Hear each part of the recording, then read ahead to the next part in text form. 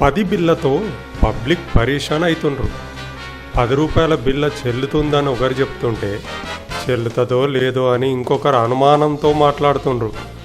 దీంతో 10 రూపాయల బిల్లను చూస్తేనే పబ్లిక్ పారిపోతుండ్రు. ఎవరిచ్చినా వద్దని తీసుకుంటలేరు.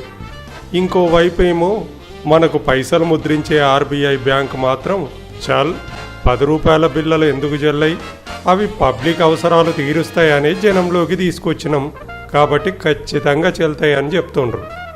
అయినా సరే పబ్లిక్ వినిపించుకున్నట్లయితే కనిపిస్తలేదు. చదువుకున్నోళ్ళు చదువు రానోళ్ళు అనే తేడా ఏం లేదు.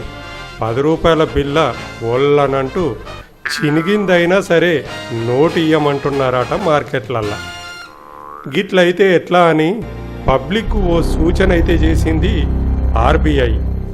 10 రూపాయల బిల్ల చెల్లుబాటు అవుతుంది, అందరూ దీన్ని వాడొచ్చు, సామాన్య పబ్లిక్ మొదలుకొని వ్యాపారస్తుల దాకా అందరూ 10 రూపాయల బిల్లను ఇయ్యొచ్చు, తీసుకోవచ్చు అని చెప్తుంది.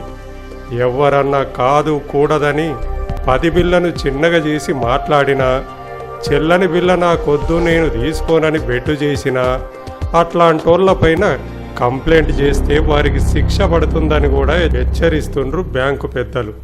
కప్పు ఛాయ్ కూడా రాని 10 రూపాయలతోటి ఎందుకు పరిశాన్ చెప్పుర్రి.